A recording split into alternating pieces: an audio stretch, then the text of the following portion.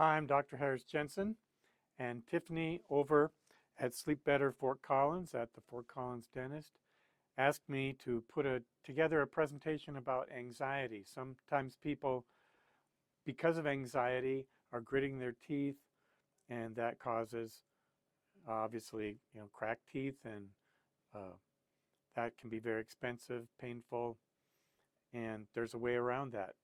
So, what can be done for anxiety so you're not damaging your teeth? That's the focus of today's talk. And I'm Dr. Harris Jensen. I'm a psychiatrist in private practice here in Fort Collins for the last 25 years. I've written extensively about anxiety. Posts are on my Facebook, Instagram, and also my book, Prescription for Positivity. It was an Amazon bestseller, and it's got 100 stories of people overcoming anxiety. We live in an age of anxiety with social media whipping us up into worrying about a bunch of things that we can't change, can't control, can't do anything about. And so, how do we deal with anxiety? What's a medical perspective?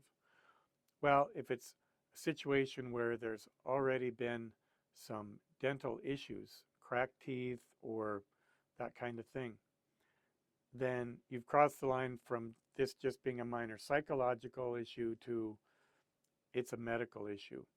Other signs that a medical issue is at work includes if the worrying is causing insomnia, low appetite, depression, low motivation. These are all from chemical imbalances in the brain caused by anxiety. Well, let's look at the biological, psychological, and social aspects of anxiety. That's how a doctor thinks. We break it down into those categories. If there's a biological issue, then you should seek a biological answer. If you have a cavity, you don't just think positive, you go to your dentist, right? If you have a sinus infection, you don't practice deep breathing, you get an antibiotic. So with psychological issues, yeah, you don't take a medicine, you change your thinking. With social issues, you don't just think positive, you take action. Get out there and have rewarding social experiences. And let's go into more detail to empower you with insight into uh, what are some of the biological issues in anxiety. You can have low serotonin. Exercise 5 to 10,000 steps a day can boost serotonin activity. Also, there's about a dozen different medications now that can boost serotonin, some that don't have any sexual side effects or weight gain, very safe options. There can be decreased GABA activity. GABA nerves are the nerves that calm the glutamate nerves down, and if they don't work strong enough, you can just have free-floating anxiety all day long. What can boost GABA? Again, exercise, thinking positive. However, there's medicines now that directly boost GABA activity. Those are sedatives like Ativan and Valium, but also a seizure medicine called gabapentin, among others. Then you can have just a problem not getting outside. A lot of people in the post-COVID world aren't getting outside. They're staying inside all day, looking at social media. How can I say that? Well, one survey found the average American is spending 7.5 hours a day on screen time, looking at social media, YouTube videos, and that's inside. We become a nation of sitters, and our brains were developed to be physically active and out in the sun. So if they don't get that, there's going to be a decrease overall in brain activity, especially lowering serotonin activity, which is the fundamental feel-good chemical in the brain. Then exercise. So one study found that when people exercised for about an hour, getting their heart rate up to 100, which is, for me, a fast walk, their memory center expanded 10%. And it just increased activity all over the brain. it increases 4 kinds of nerve growth factor in the brain, which is the fundamental feel-good hormone in the brain. It triggers nerves to grow those chemicals we need, like serotonin for mood, dopamine for alertness, acetylcholine for memory. And so it invigorates the brain when we exercise enough to trigger the release of nerve growth factor every day. If you don't do it every day, then nerve growth factor automatically decreases, then you get less of those good chemicals. And you can probably see that in your own personal experience. If you don't exercise, then you just kind of feel blah, and then the brain starts overthinking. Why? Low levels of serotonin, low levels of GABA. So you can exercise and have good daily routines and be anxious in part because of bad nutrition. So a lot of studies now are coming out showing that modern processed food doesn't have all these vitamins, amino acids, and antioxidants that a good old-fashioned meal would have, such as steamed veggies with lean meat and a smaller portion of carbohydrates. And so a lot of my patients are finding that overall their mood is better and their anxiety is lower when they stay with that healthy diet. So that's a review of biological issues. There can be psychological issues that kind of feed into people gritting on their teeth. And you can be gritting on your teeth and not even know that you're doing it. And so one psychological practice is to pay attention. How often are you gritting your teeth? Are you gritting your teeth all day? How hard are you gritting your teeth? Why are you gritting your teeth? What's the situation? And you can keep a journal. Just open your smartphone and write down. So the act of writing down what you're gritting your teeth about, maybe it's you're feeling lonely. Okay. Well, but the act of writing something down, I feel really lonely today. Nobody's called me. I don't have anything to look forward to socially. When you write down something, you're paying attention to it and you're automatically going to be caring about it. Yeah, why am I lonely? Like, what can I do? And now you're taking action because you wrote something down. So another psychological technique is to stop overthinking with a 3-step meditation. I've taught this to probably 600 people. Only one person has said so far that it doesn't work. And I'll teach that to you right now. The brain can do about 3 things in information processing at one time.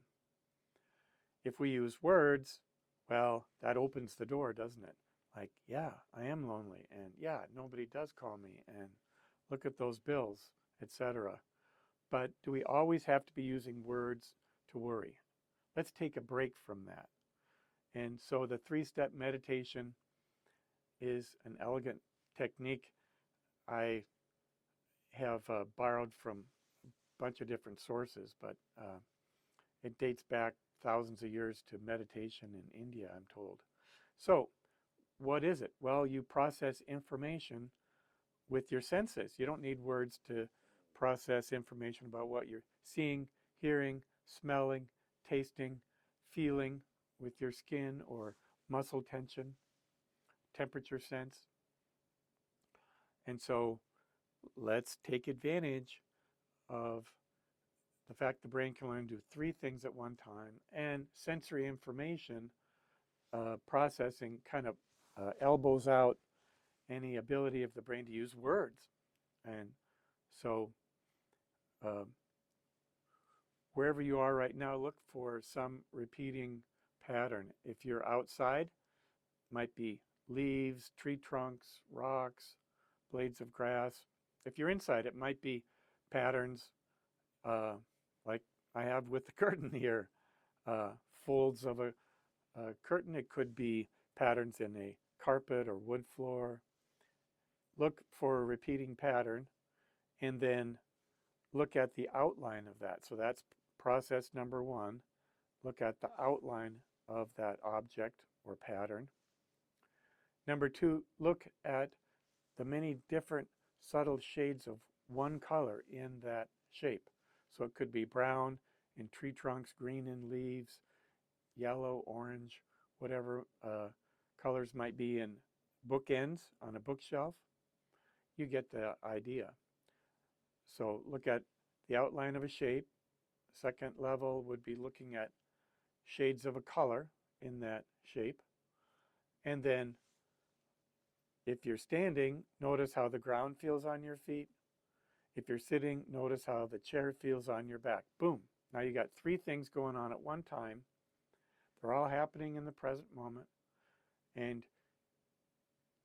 well, you can put the pause on this video right now and try doing that for about half a minute or a minute and see what your experience is, and then come back to the video and we'll talk about it.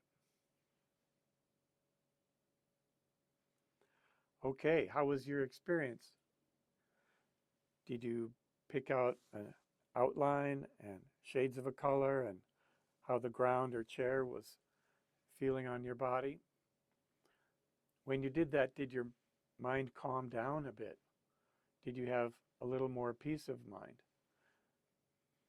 Did you have a sense it could stop overthinking if you did that? If so, you're in luck. Like, here's a technique that can work anytime, day or night, to stop that tendency to overthink, kind of the modern curse, if you will, of this anxious age.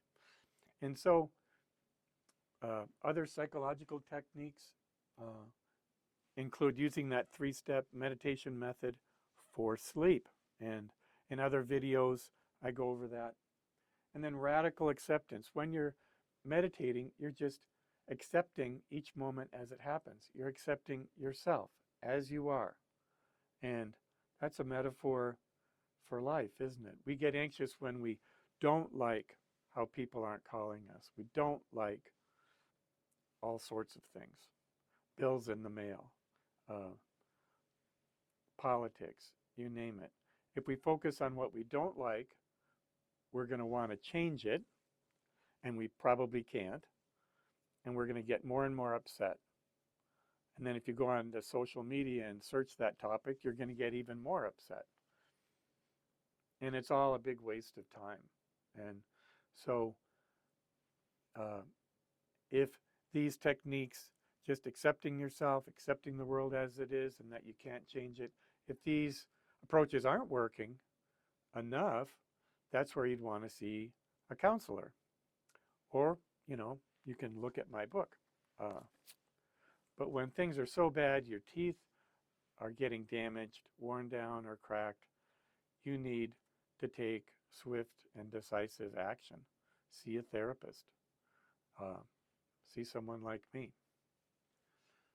Socially, you can be thinking positive and eating healthy and exercising, but if you're not out there socializing, that can be part of anxiety that wears away on a person's mind. And so what can you do?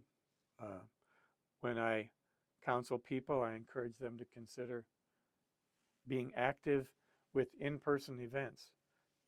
Go back to that church you really liked. Community service clubs are really community get-together clubs. Search community service clubs in your area. Get involved in your community. Do something with like-minded people. So there's Kiwanis, Lions, Moose Club, lots of different groups, and they're getting together for the same reason. They need to socialize and be doing something so they can feel like they're a contributing member of their community. It feels good to belong to a club with people who remember your name and are excited about the same things you are. Then another thing a lot of people do is dancing. I'm active in the salsa scene here in Fort Collins, and I've got 20 friends from that. See them every week. We enjoy the same thing. It's like a community service club. And other dancing might be country dancing, clogging, and hip hop. So type in whatever kind of dancing you like, or just type in dancing in Google and the name of your community and see what you get. You can also search Facebook, Instagram, and Chat GPT. See what you get. Maybe there's a kind of dancing out there you haven't done, but you'd like to check it out. Great. If you like it, boom, like instant social life.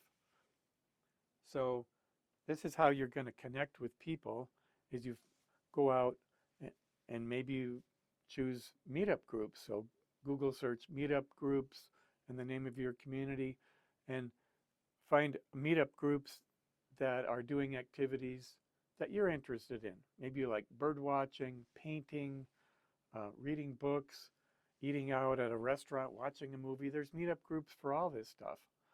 But instantly, when you go there, you have a lot in common. And so in counseling, I go over what are interpersonal skills to use. Sometimes people are hung up, having trouble making eye contact, uh, having trouble following threads of a conversation. So I go over all those things. And so this is a review of the biological, psychological, and social things that can get people stuck and then get them anxious and harming their teeth. So I hope this has been useful for you. If you have any questions, call Tiffany at Sleep Better Fort Collins or myself, Harris Jensen, MD in Fort Collins. Take care and have a good day.